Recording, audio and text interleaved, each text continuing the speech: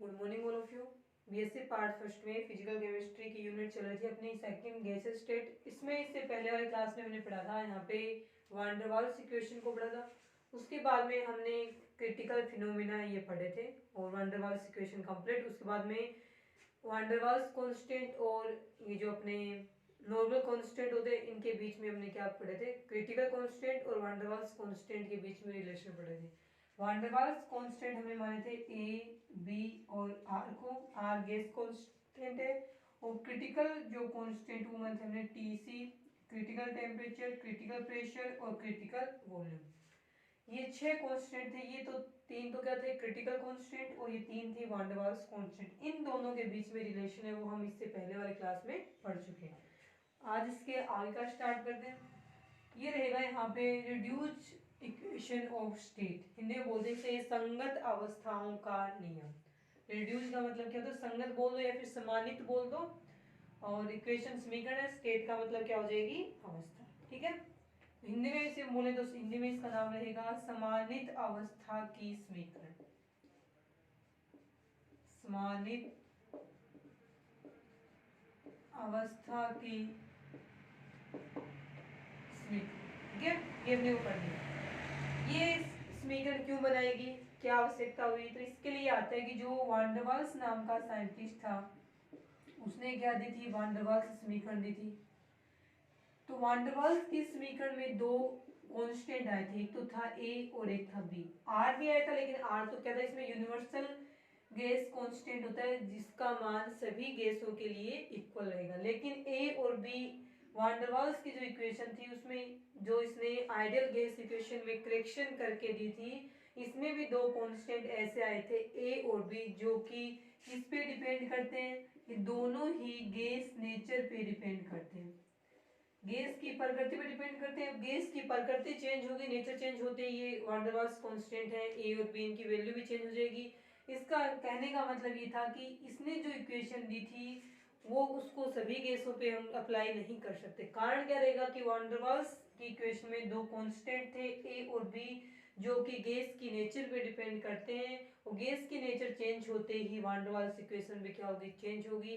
तो इसके कहने का मतलब ये कि हम वान डर वाल्स इक्वेशन को इन कांस्टेंट के कारण से सभी गैसों पर समान रूप से लागू नहीं कर सकते हैं। फिर वान डर वाल्स ने अपने खुद की समीकरण में खुद ही करेक्शन किया और ये बोला कि यदि उस समीकरण में जो टेम्परेचर, प्रेशर और वॉल्यूम है, इनको यदि हम रिड्यूस टेम्परेचर, रिड्यूस प्रेशर और रिड्यूस वॉल्यूम के रूप में यदि उनको हम करेक्शन कर दें तो जो समीकरण बनेगी उस समीकरण को सभी गैसों को, उस समीकरण में ये कांस्टेंट नहीं आएंगे तो उस समीकरण को हम सभी गैसों पर समान रूप से लागू कर सकते हैं। ठीक है, तो इसमें लिखा जाएगा कि वान डर वाल्स की जो समीकरण थी उसमें ए और बी वान डर वाल्स कांस्टेंट होते हैं जो कि गैस के नेचर पे डिपेंड करते हैं।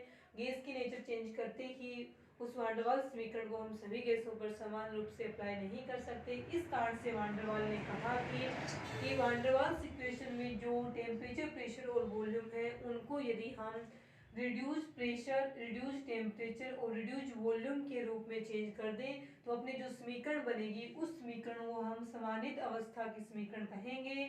और उस समीकरण में ए और बी जैसे कोई कांस्टेंट नहीं होते जो कि गैस की नेचर पे डिपेंड करते हो, इसलिए उस समीकरण को हम सभी गैसों पर समान रूप से लागू कर सकते हैं। अब अपने को बनानी है समानित अवस्था वाली समीकरण। ठीक है, देखें ये रिड्यूस इक्वेशन है स्टेट वाली। इसमें आता है कि तीन कंडीशन होती है, एक तो होती है इसमें रिड्यूस टेम्परेचर, एक होता है रिड्यूस प्रेशर और एक होता है रिड्यूस वॉल्यूम। रिड्यूस है ना समानित, इसलिए प्रेशर को हम किससे लिख देंगे, पी आर से, नीचे आर लगा, जैसे क्रिटिकल में हमने सी लगाया था ना, प्रेशर के नीचे सी, वॉल्यूम के नीचे सी, तो यहाँ पे हम प्रेशर को किससे लिखेंगे, पी आर से, रिड्यूस प्रेशर है। टेम्परेचर को लिखेंगे टी आर से, वॉल्यूम को लिखेंगे वी आर से। ये क्या है, रिड्यूस प्रेशर मतलब कि समानित दाब, समानित ताप, समानित आयतन, हिंदी में बोले तो। ठीक है, और नॉर्मल प्रेशर होता है पी, नॉर्मल टेम्परेचर टी और नॉर्मल वॉल्यूम वी। अब यदि हम इन्हें क्रिटिकल के फॉर्म में लिखें तो critical pressure P, critical temperature T C और क्रिटिकल वॉल्यूम क्या हो जाएगा, वी सी। तीन आगे, ये रिड्यूज वाले हैं, ये नॉर्मल वाले हैं, ये क्रिटिकल वाले हैं। ठीक है, तो रिड्यूज इक्वेशन है स्टेट की, वो बनाने के लिए हम क्या करेंगे, इसके अंदर सबसे पहले हम इनमें आपस में रिलेशन देखेंगे। ठीक है, इसने बोला है कि समानित ताप, समानित दाब और समानित आयतन में संबंध इस प्रकार से होता है, समानित ताप is equal to normal temperature divided by critical temperature. इसी प्रकार से जो रिड्यूस प्रेशर होगा वो normal pressure divided by critical pressure, और इसी प्रकार से जो रिड्यूस वॉल्यूम होता है वो normal volume divided by critical volume, ये होगा। यानी ये तीनों टेम्परेचर हैं, ये तीन प्रेशर है, रिड्यूस, नॉर्मल, क्रिटिकल, इन तीनों में ये रिलेशन होगा, इन तीनों टेम्परेचर में ये रिलेशन होगा, और इन तीनों वॉल्यूम में ये वाला रिलेशन है वो आएगा।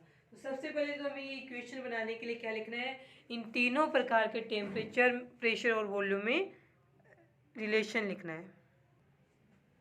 उसके बाद में देखें, रिलेशन लिखने के बाद में हम क्या करेंगे, इतना पता ही क्या है, T R, P R, B R, तो एक साइड में लिखिए, ये तो लिखे हुए हैं पहले की, टी आर को हम क्या बोल देंगे, रिड्यूस टेम्परेचर, क्रिटिकल वाले लिखे हुए हैं पहले अपने इससे पहले वाले इक्वेशन में, पी आर को हम बोल देंगे यहाँ पे रिड्यूस प्रेशर यानी समानित दाब, और वी आर को हम यहाँ पे लिखेंगे रिड्यूस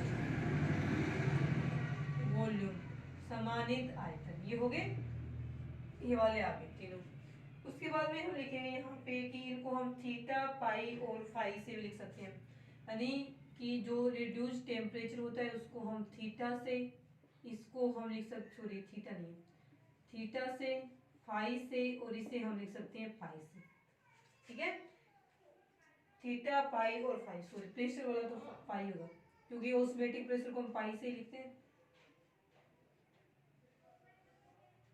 ये हो गया पाई वाला।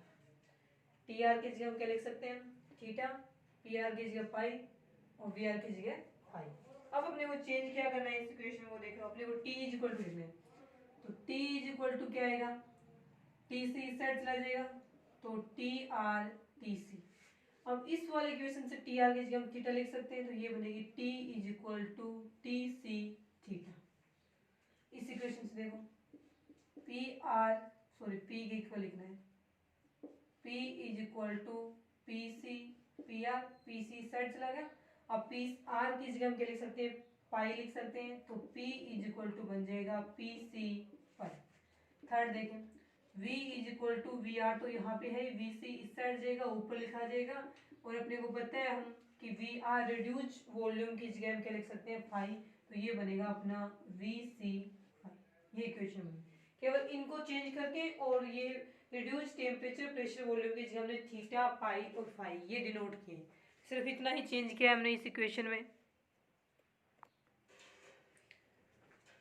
उसके बाद देखिए इसमें चेंज हो गया यहाँ तक का। उसके बाद हमने लिखी यहाँ पे फ्रॉम वान डर वाल्स इक्वेशन, वान डर वाल्स इक्वेशन। ठीक है, वान डर वाल्स इक्वेशन क्या थी, फॉर वन मोल लिख रहे थे, for n is equal to one mole. ठीक है, वन मोल के लिए लिखें तो क्या आएगी, P प्लस में A अपॉन में V स्क्वेयर, V माइनस में V, यहाँ पे था ना A n था, n equal to one mole के लिखने, तो वन n की जगह वन आ गया, और यहाँ n ये था V माइनस एन बी था, n की जगह वन लिख लिया, B हो गया, इज इक्वल टू RT। एक नंबर इक्वेशन। अब करना क्या यहाँ पे कि P, V और T इनकी जगह ये वैल्यू रखनी है, T की जगह ये, P की जगह ये वाली, और V की जगह ये वाली वैल्यू। P की जगह रखेंगे सबसे पहले ये वाली, तो ये आ जाएगा पी सी फाई प्लस में A अपॉन में V क्या था, वी सी फाई, दो स्क्वायर है ना, तो इन दोनों की स्क्वायर करके लिखें तो ये बनेगा वी सी की स्क्वायर और फाई की स्क्वायर बन गई। अब V की जगह वापिस ये रखेंगे, वी सी फाई माइनस में V is equal to R तो सेम है, T की जगह लिख देंगे टी सी थीटा, तो ये बनेगा अपना T C theta. Equation number 2 दिख रही होगी, इक्वेशन नंबर 2। ठीक है, इक्वेशन नंबर 2 तक आ गए, ये बन गया, सिर्फ चेंज करने से इक्वेशन नंबर 2 है वो बन गया। अब यहाँ पे अपने को पी सी, वी सी और टी सी के मान रखने हैं। यहाँ तो हो ही गया, यहाँ तक का ये भी हो गया। अब पीसी, टीसी और वीसी की वैल्यू जो हमने पीछे निकाले थे ना, जो आपस में रिलेशन चेक करे थे क्रिटिकल कांस्टेंट और वान डेर वाल्स कांस्टेंट के बीच में जो हमने रिलेशन देखे थे, उस टाइम हमने निकाले थे इन तीनों की वैल्यू। कौन सा है इसके अंदर, वीसी थीटा, हाँ वीसी की वैल्यू भी निकाली थी हमने, पीसी की वैल्यू भी निकाली थी और टीसी की वैल्यू भी निकाली थी। ठीक है, अब इन तीनों वैल्यू कौन सी निकाली थी हमने यहाँ से, एक मिनट, वैल्यू 3 वीसी की हमने निकाली थी 9b के नाम से वैल्यू निकाली थी इसकी हमने। ठीक है, तो वीसी वाली वैल्यू रहेगी यहाँ पे, सॉरी 3b थी। पीसी की वैल्यू है वो रहेगी यहाँ पे a अपॉन में 27b स्क्वायर। पीछे जो रिलेशन थे ना अपने, वहाँ पे पीछे वाली वीडियो से निकाली थी, यहाँ पे हमने निकाली थी एट a अपॉन में 27rb। ये तीन वैल्यू निकाले थे हमने। अब इन तीनों वैल्यूज को हमें कहाँ पे रखना है, इक्वेशन नंबर 2 में रखना है। ठीक है, इक्वेशन नंबर 2 में रखेंगे तो देखो क्या आएगा यहाँ पे, पीसी, यहाँ से स्टार्ट करते हैं यहाँ पे। ठीक है,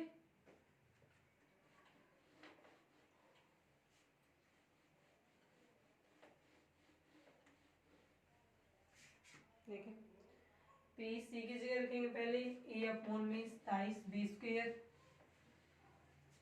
देखें क्या वैल्यू इक्वेशन बनेगी, पीसी ये वाले रखने हैं, यहाँ पे बनेगा a अपॉन में 27b स्क्वायर और उसके साथ में यहाँ पे क्या है पाई, प्लस में a अपॉन में bc की जगह रखना है 3b, 3b की स्क्वायर करेंगे तो 9b स्क्वायर आएगा यहाँ पे, इसे हम लिख देंगे 9b स्क्वायर और 5 की स्क्वायर इसमें रख दी। इसमें एक तो पीसी है एक वीसी, दोनों की रख दी। अब इसमें रखनी है वीसी की वैल्यू, वीसी की वैल्यू अपने को पता है क्या है, 3b है, 3b और ये वाला फाई साथ में रखेंगे यहाँ पे, और माइनस में b, आर तो सेम एडिट जाएगा। टीसी की जगह क्या रखना है अपने को, ये वाले एट ए अपॉन में 27rb, थीटा है इसमें, यहाँ पे हम लिखेंगे एट ए अपॉन में 27rb और ये थीटा, इक्वेशन नंबर 3 यहाँ तक बनी। अब इक्वेशन नंबर 2 का कोई काम नहीं है, 3 तक आ गए अपन। इसके बाद में देखें, इसके बाद में हम नेक्स्ट में चेंज क्या करेंगे, नेक्स्ट में अपना आएगा इसमें क्या क्या कॉमन आ सकते हैं, पहले कॉमन आएगा वो चेक करते हैं अपन।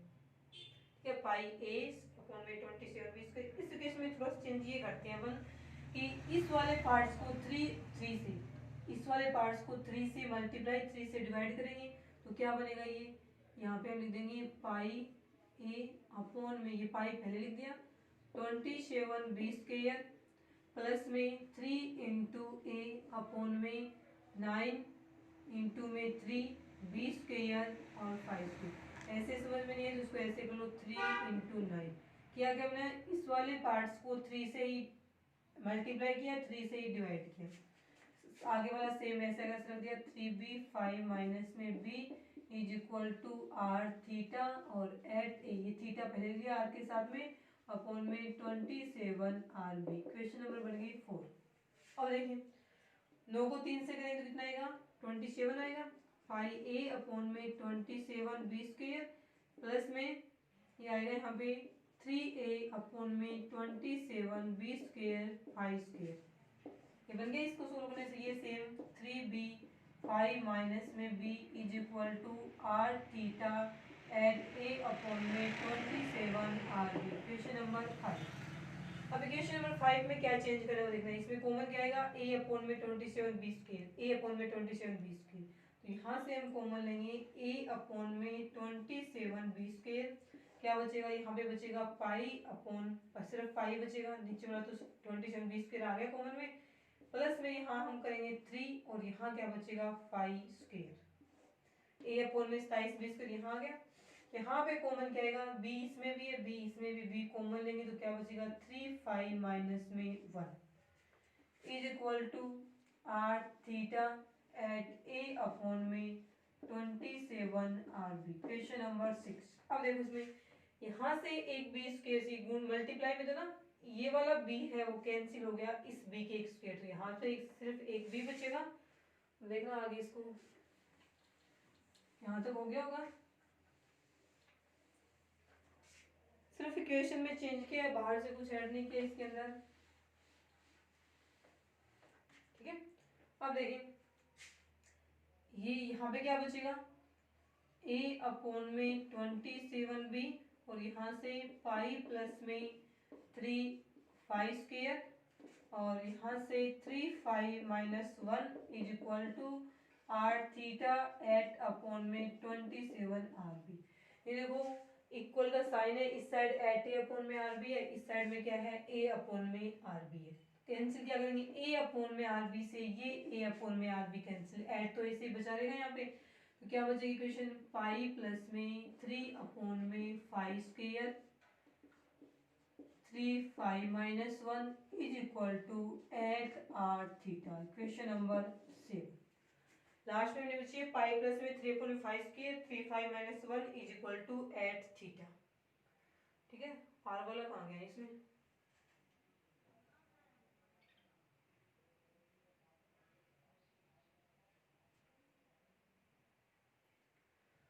एक मिनट रुकना भाई।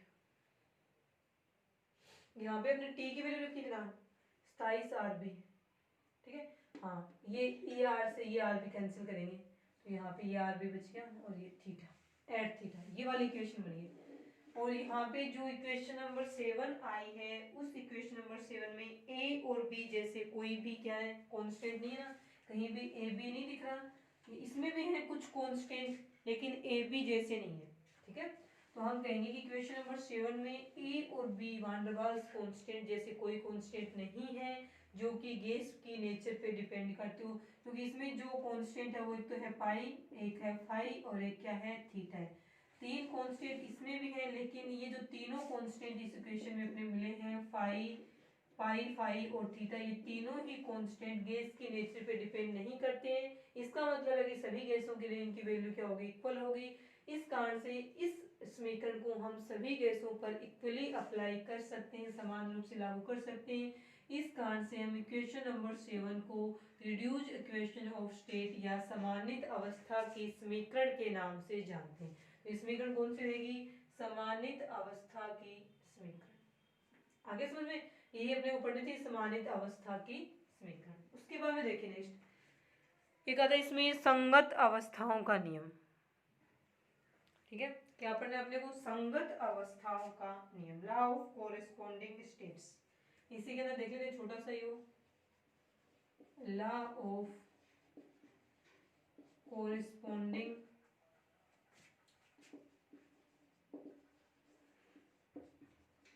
स्टेट्स। ठीक है, इन्हें बोलेंगे संगत अवस्थाओं का नियम। इस नियम में देखो क्या होता है, संगत अवस्थाओं के नियम में यदि सभी गैसों के समानित ताप पर समानित दाब, यदि बोला कि जितने भी गैसें हैं, मान लीजिए दो गैसें हैं मेरे पास 1 और 2, इस गैस का समानित ताप Tc, इस गैस के समानित ताप दोनों के इक्वल हो, इस गैस का समानित दाब और इस गैस का समानित दाब जैसे ना अलग अलग होते तो हमें इक्वल को डैश डैश से शो करते, लेकिन इसमें कहते हैं यदि सभी गैसों के समानित ताप और समानित दाब के मान क्या हो, समान हो, तो उन दोनों गैसों का आदर्श gas behaviour ideal gas behaviour से डेविएशन है वो भी क्या होता है, सेम होता है। यानी दोनों गैसें आइडियल गैस बिहेवियर से सेम डेविएशन शो करती हैं। इसका मतलब है कि ये दोनों गैस किस में है, सेम स्टेट में है। ठीक है, इसे हम संगत अवस्थाओं का नियम बोलेंगे। दो गैसों में समानित ताप और समानित दाब के मान समान हो तो उनका समानित आयतन भी समान होगा, इसलिए इन्हें तब कहेंगे कि गैसें क्या है, समानित अवस्था में। एक आता है इसमें कोरेस्पोंडिंग स्टेट, समानित अवस्था। समानित अवस्था का नियम तो क्या है, यदि दो गैसों के समानित ताप और समानित दाब के मान समान हो तो दोनों गैसें आदर्श गैस व्यवहार से समान विचलन प्रदर्शित करती हैं। इस नियम को संगत अवस्थाओं का नियम कहा जाता है। फिर से सुने, यदि गैसों की दो बोले, सभी गैसें बोले, यदि सभी दो गैसों के समानित ताप और समानित दाब के मान समान हो तो दोनों गैसें आदर्श गैस व्यवहार से समान विचलन प्रदर्शित करती हैं और इसे संगत अवस्थाओं का नियम कहा जाता है। आ गया, उसके बाद में आता है कहते कोरेस्पोंडिंग स्टेट क्या होती है, इसके लिए कहते हैं कि समान ताप समान ताप और समान दाब, ठीक है। समानित ताप, दो गैसों का समानित ताप और समानित दाब समान हो यदि, तो उन दोनों गैसों का समानित आयतन भी क्या होगा, समान होगा। तब हम कहेंगे कि वो गैसें कौन सी अवस्था में, संगत अवस्थाओं में आती हैं, ठीक है।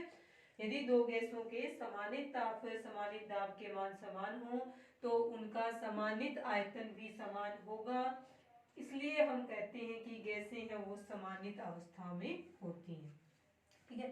अब आदर्श गैस समीकरण क्या थी अपनी, PV is equal to RT में थी, इसको PC लिखें, इसको VC लिखें, तो इसको भी क्या लिखेंगे, TC लिखेंगे, ये क्या लिख दिया, सॉरी क्रांतिक वाले लिख दिए वैसे भी, ये रिड्यूस वाले आएंगे, समानित की बात करें ये भी रिड्यूस वाले ही हैं, PR TR ये वाला, ठीक है। तो आदर्श गैस समीकरण में भी क्या आएगा, PV is equal to RT में ये समानित दाब है, समानित आयतन है, समानित ताप है।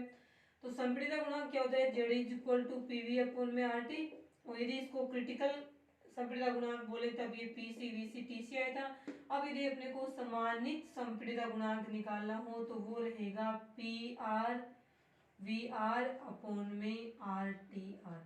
यहाँ पे जो PR VR अपॉन में RTR का जो रेशियो है वो क्या कहलाता है, समानित संपीड़ित गुणांक या रिड्यूस कॉम्प्रेसिबिलिटी फैक्टर के नाम से इसे हम यहाँ पे जानते हैं। यहाँ तक हो गया, इस यहाँ पे हमने पढ़ लिया रिड्यूस इक्वेशन ऑफ स्टेट, ये वाली आ गई, और लॉ ऑफ कोरिस्पोंडिंग स्टेट है वो भी पढ़ लिया, और संगत अवस्था किसे कहते हैं वो भी पढ़ लिया, तीनों हो गए यहाँ पे, ठीक है। ये हो गया अपना रिड्यूस इक्वेशन ऑफ स्टेट। उसके बाद में हम पढ़ेंगे नेक्स्ट मॉलिक्यूलर वेलोसिटी, ठीक है। देखें मॉलिक्यूलर वेलोसिटी, आणविक वेग, गैस मॉलिक्यूल के लिए आणविक वेग हैं उनको हम तीन प्रकार से प्रदर्शित करते हैं। तो हम कहेंगे कि आणविक वेग जो गैसों के लिए हैं वो तीन प्रकार के होंगे, ठीक है। देखें नेक्स्ट हेडिंग रहेगी अपनी मॉलिक्यूलर वेलोसिटी, ठीक है। हिंदी में बोलेंगे हम इनको आणविक वेग। अब इसके लिए गैस मॉलिक्यूल्स हैं, गैस अपना गैस सिस्टम है उसमें गैसों के बहुत सारे मॉलिक्यूल्स हैं, वो क्या करते हैं हर संभव दिशा में, जो हमने पोस्टुलेट लिखे थे kinetic theory of molecular gases वाली, उसमें हमने क्या लिखा था, गैसों के अणु होते हैं वो हर संभव दिशा में जहां भी पॉसिबल हो हर संभव दिशा में वो गति करते हैं। और जब वो गति करते हैं उस समय वो गति करते हुए गैस में दूसरे मॉलिक्यूल्स भी हैं, पार्टिकल्स बोले, उन दूसरे गति करते हुए दूसरे गैस मॉलिक्यूल्स से भी टकराते हैं, वो कोलिजन होती है उनकी।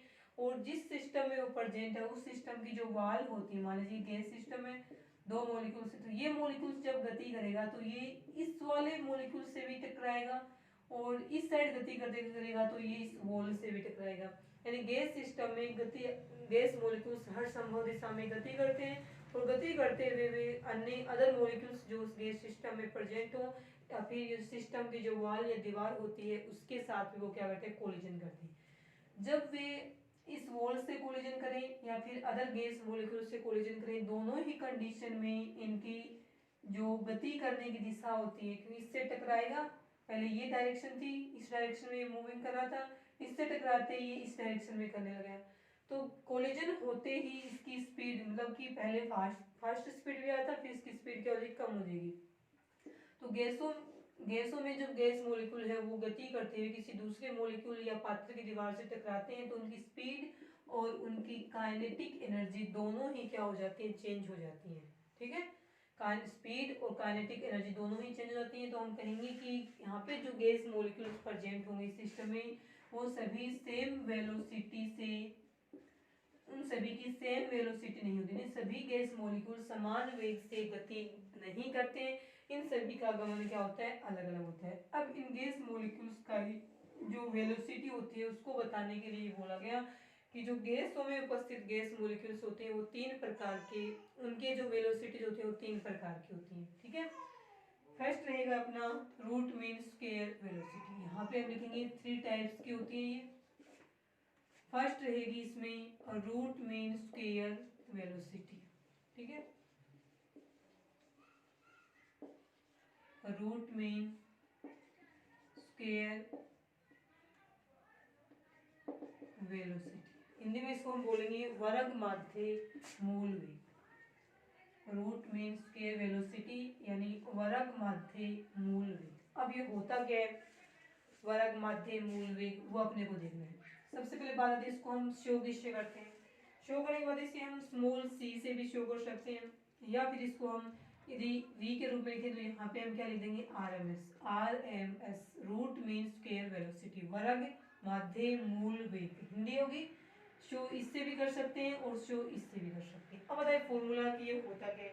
तो इसमें देखिए यदि किसी गैस के जितने मॉलिक्यूल्स हैं, मान लीजिए गैस में टोटल N1 N2 N3 इस प्रकार से मॉलिक्यूल्स प्रेजेंट है। N1 मॉलिक्यूल से उनकी वेलोसिटी हमने मान ली C1 है, N2 वालों की C2 है और N3 वालों की C3 है। ये तो इनका N1 वाले जितने भी N1 अलग अलग मॉलिक्यूल्स है गैस सिस्टम के, गैस का मिक्सचर, उसमें N1 वालों की जो है वेग ये है, N2 वाले स्पीड से कर रहे हैं गमन, N3 वाले स्पीड से कर रहे हैं। तो इन सभी का रूट मीन स्क्वायर वेलोसिटी किस प्रकार से ज्ञात करें तो C इज इक्वल टू में आ जाएगा यहाँ पे C1 की स्क्वायर प्लस में C2 की स्क्वायर प्लस में C3 की स्क्वायर, ऐसे चलते चलते आ गया लास्ट में Cn मॉलिक्यूल उसकी square divided by total number of molecule n, और इसका क्या करना है रूट करना है। ये क्या होता है रूट मीन स्क्वायर वेलोसिटी होती है। ठीक है, गैस यदि किसी गैस के सभी अणुओं के वेग के वर्ग के औसत का वर्गमूल, ये तो क्या यदि अपन ये नहीं लगाए तो ये क्या है किसी गैस के सभी मॉलिक्यूल्स, ये वाले टोटल मॉलिक्यूल्स है यहाँ पे टोटल, इनका टोटल का लिखा है कैपिटल एन, यहाँ फिर या फिर हम नहीं लिखते तो ये लिखते हैं N1 plus N2 plus N3 plus N4 plus में Nn, इस प्रकार से। तो एक गैस मिक्सचर है, उस गैस मिक्सचर में उपस्थित सभी गैस अणुओं के वेग वेलोसिटी की स्क्वायर, ये है velocity square C1 square C2 square C3 square, इन सभी अणुओं के जो वेलोसिटी है उसके वर्ग में यदि हम क्या करें अणुओं की कुल संख्या का भाग दे दें जो उस गैस मॉलिक्यूल्स में प्रेजेंट है, तो अपने पास क्या आएगा औसत वेग, एवरेज प्राप्त होगा ना औसत इन सभी का, और उसकी यदि हम स्क्वायर कर दें उस औसत वाले की तो उसे हम बोलेंगे रूट मीन स्क्वायर वेलोसिटी। ये वाला बन जाएगा इसका फॉर्मूला। अब इसको स्टेटमेंट के रूप में लिखें रूट मीन स्क्वायर वेलोसिटी को हम क्या लिखेंगे कि गैस के सभी अणुओं के वेग, गैस के सभी अणुओं के वेग के वर्ग के औसत के वर्गमूल को, वर्ग के औसत के वर्गमूल को रूट मीन स्क्वायर वेलोसिटी या वर्ग माध्य मूल वेग कहते हैं। इसे हम C या VRMS से, वेलोसिटी ऑफ RMS से शो करते हैं। ये वाला आ गया, इसका फॉर्मूला बन गया। अब आता है कि इसको हम गैसों की अणुगति समीकरण के आधार पर भी इसे ज्ञात कर सकते हैं। गैसों का अणुगति समीकरण के आधार पर PV इज इक्वल टू, ये बोल रहा है कि ये जो वर्ग माध्य मूल वेग होता है इसे हम गैसों के अणुगति सिद्धांत से भी ज्ञात कर सकते हैं। तो ये आएगा from kinetic molecular theory of gases, गैसों के अणुगति सिद्धांत से kinetic molecular theory of gases से क्या आएगा PV is equal to 1/3 mn v square, ये हो जाएगा अपना काइनेटिक थ्योरी होती PV is equal to 1/3 mn v square लिखें, या फिर वेलोसिटी ऑफ लाइट को हम c स्क्वायर से भी लिख सकते हैं, एक ही बात है। यहाँ पे यदि हमें इसको नेक्स्ट चेंज करना हो तो ये क्या आएगा c स्क्वायर के इक्वल में लिखें हम, क्योंकि अपने को यही तो ज्ञात करना है, ये तो वेलोसिटी है। c स्क्वायर इक्वल टू 3 ऊपर जाके 3 pv mn नीचे जाके क्या बनाएगा mn, स्मॉल m है ये। अब पता है अपने को small m into n number of mole, उनका मास कैपिटल M के इक्वल आएगा, पूरे गैस मॉलिक्यूल्स का पूरे गैस मिक्सचर का मोलर मास, तो c square is equal to 3 pv upon में कैपिटल M। ये c वाला यहाँ से हटाना, वर्ग हटाना, क्योंकि अपने तो नॉर्मली c चाहिए ना, यही तो वर्ग माध्य मूल वेग है, तो ये इसके ऊपर क्या बनेगा रूट बनेगा 3 pv अपॉन में m। इसको हम दो प्रकार से चेंज कर सकते हैं इस वाले इक्वेशन को। एक तो हम कर सकते हैं, अपने को पता है कि v बाई m क्या होता है, डेंसिटी क्या होती है, देखो d डेंसिटी इक्वल टू है m बाई v।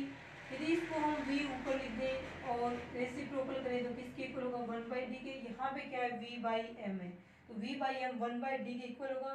इसे हम इस प्रकार से लिख सकते हैं 3p अपॉन में d।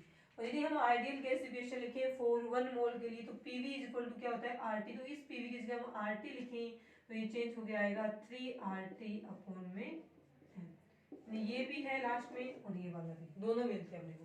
तो इस प्रकार से हम रूट मीन स्क्वायर वेलोसिटी को kinetic molecular theory of gas की हेल्प से भी ज्ञात कर सकते हैं। ठीक है, ये हो गया first velocity, root mean square velocity. उसके बाद में हम सेकंड पढ़ेंगे एवरेज वेलोसिटी। तीन प्रकार के होते हैं ना मॉलिक्यूलर वेलोसिटी, और 3 टाइप्स की होती है। उसमें से हम पढ़ेंगे अब सेकंड वाली एवरेज वेलोसिटी। ठीक है, सेकंड टाइप वाले आ जाएगी एवरेज वेलोसिटी।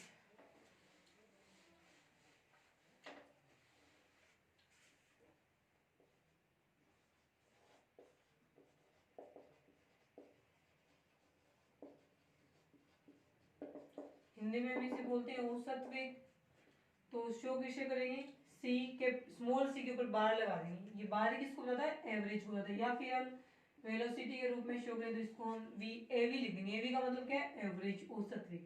तो होता क्या है कि जैसे कि शो इसका फॉर्मूला बनाए तो सभी अणुओं का वेग C1 plus C2 plus C3 plus C4 plus, मान लीजिए इसमें हम गैस के n मॉलिक्यूल्स प्रेजेंट है तो इन सभी मॉलिक्यूल्स का वेग और divided by total number of molecule, ये होता है average velocity.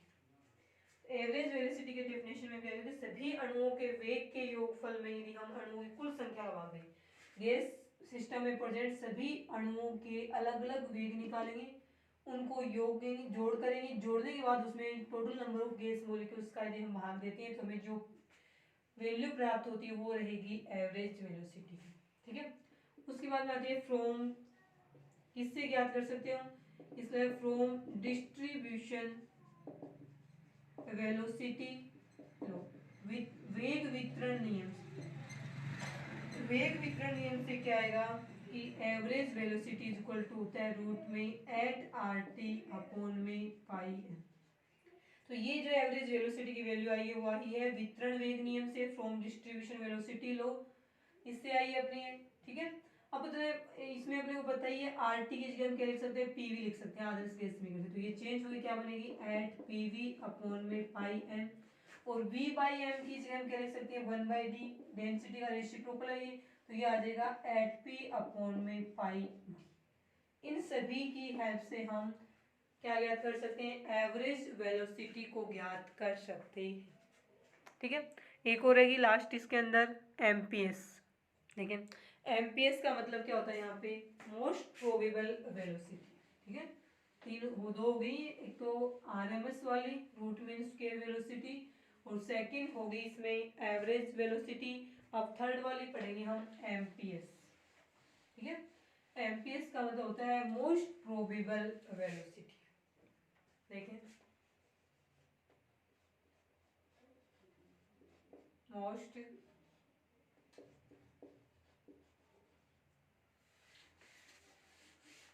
Most probable velocity, प्रायिकता वेग बोल देते हैं इसको हम। देखिए थर्ड रहेगा मोस्ट प्रोबेबल वेलोसिटी, हिंदी में हम इसको बोलते हैं प्रायिकता वेग, या कई बुक्स में लिखा हुआ प्रायिकतम वेग, एक ही बात है, प्रायिकता वेग। शो करते हैं हम इसे या तो अल्फा से शो कर देंगे, या फिर वेलोसिटी के रूप में शो करें तो यहाँ पे क्या लिख देंगे, एमपीएस, मोस्ट प्रोबेबल स्पीड बोल दें।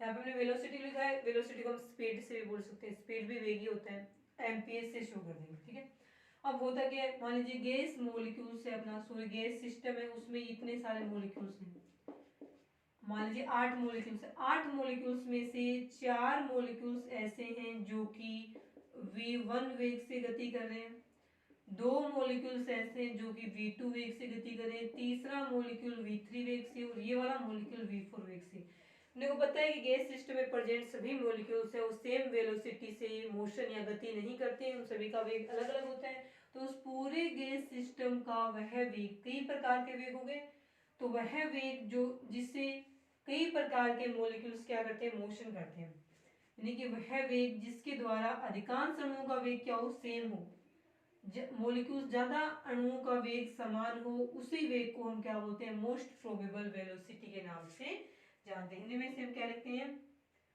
मतलब हम ये बोलेंगे कुछ अणुओं का वेग ज्यादा होता है, कुछ का कम होता है, कुछ का एवरेज होता है, दोनों के बीच का ना कम ना ज्यादा। तो उसमें हम लिखेंगे गैस के अधिकांश अणु जिस वेग से गमन करते हैं। अब गैस के 8 में से 4 अणु तो अधिकांश में आएंगे ना, ये अणु जिस वेग से गमन करें उसी वेग को उस गैस सिस्टम का मोस्ट प्रोबेबल वेलोसिटी या वर्ग सॉरी प्रायिकता वेग के नाम से उसे हम जानते हैं। ठीक है, तो गैस के अधिकांश अणु, गैस सिस्टम में गैस के अधिकांश अणु जिस वेग से गमन करते हैं उस वेलोसिटी या वेग को प्रायिकता वेग या मोस्ट प्रोबेबल वेलोसिटी के नाम से जाना जाता है। अब हम बनाएंगे इसकी इक्वेशन, इसको भी हम डिस्ट्रीब्यूशन लॉ है ना, उसी की हेल्प से इसी की इक्वेशन बन जाएगी। ठीक है, यहाँ पे हम लिखेंगे फ्रॉम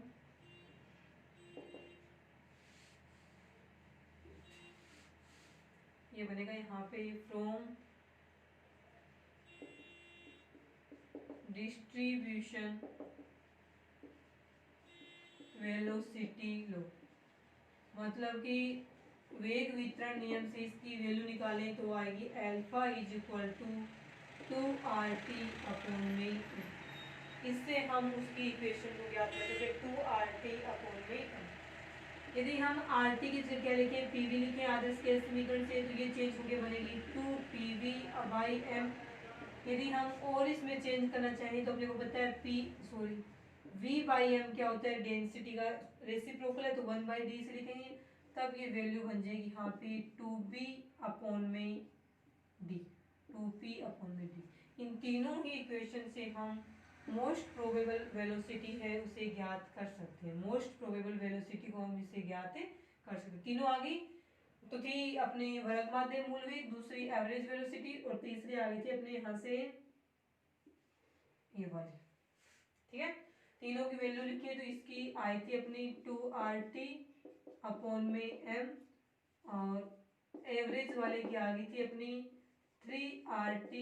8RT अपॉन में 5m। ठीक है, और एक और बच गई थी सबसे पहले वाली, उसकी आई थी अपने RT फॉर्म में 3RT अपॉन में m, मतलब कि RMS वाले की आई थी यहाँ पे 3RT अपॉन में m, ये वाली थी आगे सुनो 3RT अपॉन में m, ये बन गया था अपने। तो तीनों प्रकार की मोलिकुलर वेलोसिटी होगी अपनी, RMS ने वर्ग माध्य मूल वेग, दूसरी एवरेज वेलोसिटी, और तीसरी होगी थी एमपीएस। अब इन तीनों में जो आपस में रिलेशन होता है सिर्फ वो देखना है अपने को, ग्राफ बनेगा लास्ट टाइम से देखें ग्राफ वगैरह सारे इसमें किस प्रकार से बनेंगे, कौन सी वाली वेलोसिटी की वैल्यू हाई होती है ये देखनी है। ठीक है, तीनों में आपस में क्या देखना है अपने को, रिलेशन देखना है, किस प्रकार से एक दूसरे को रिलेट करती है। ठीक है, रिलेशन में एक तो ये रिलेशन ये वाला ग्राफ लिख देंगे, इस साइड में अपने को लिखनी है वेलोसिटी इस वाली एक्सिस पे, और इस साइड पे लिखनी है अपने को पॉपुलेशन या फिर फ्रैक्शन ऑफ मॉलिक्यूल।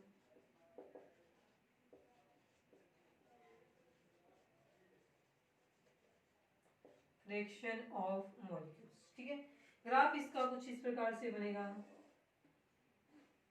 यहाँ पे आती है मैक्सिमम फ्रैक्शन वाले, उसके बाद एक लाइन यहाँ पे, एक लाइन यहाँ पे। इसमें से ये वाला कौन सा होता है, यहाँ पे हम लिख देंगे वेलोसिटी जिनकी एमपीएस वालों की, यहाँ पे हम लिख देंगे एवरेज वालों की, और यहाँ पे हम लिख देंगे आरएमएस वालों की। इससे इसको सी से शो करते हैं, इसको सी बार से, और इसको शो करते हैं एल्फा से। एमपीएस सी एवरेज होती है। अब बताए वेलोसिटी किसकी ज्यादा है, इसकी, क्योंकि वेलोसिटी इस एक्सिस पे है।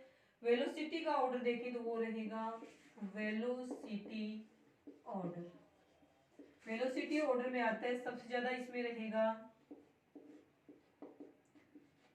आरएमएस का, उससे कम रहेगा एवरेज का, और सबसे कम होती है यहाँ पे एमपीएस वालों की। वेलोसिटी वी है ये, इस प्रकार से लिखे तो सी और सी बार और अल्फा, ये बन जाएगा ऑर्डर। यदि हम इनका पॉपुलेशन ऑर्डर देखें कि कौन से वाली स्पीड से ज्यादा मॉलिक्यूल्स यानी किस स्पीड से ज्यादा मॉलिक्यूल्स गति करें, यानी किस स्पीड वाले मॉलिक्यूल्स ज्यादा होंगे सिस्टम में, तो वो हो जाएगा यहाँ पे पॉपुलेशन ऑर्डर। और पॉपुलेशन ऑर्डर इसका अपोजिट होता है। सबसे ज्यादा पॉपुलेशन इसकी, देखो पॉपुलेशन वाला ग्राफ ये उससे कम इसकी, सबसे कम इसकी। सबसे ज्यादा पॉपुलेशन यहाँ पे, पॉपुलेशन को पी से लिखें, पॉपुलेशन सबसे ज्यादा है एमपीएस वालों की, उससे कम है एवरेज वालों की, और उससे भी कम है यहाँ पे आपकी आरएमएस वालों की। ये रहेगा इसका पॉपुलेशन ऑर्डर और ये रहेगा वेलोसिटी ऑर्डर। दोनों एक दूसरे के क्या होते हैं, अपोजिट ऑर्डर में ये आएंगे। ठीक है, ये हो गया अपना मोलिकुलर वेलोसिटीज। इसके बाद में मैक्सवेल का डिस्ट्रीब्यूशन लॉ है, वो हम करेंगे नेक्स्ट क्लास में। आज के लिए इतना ही।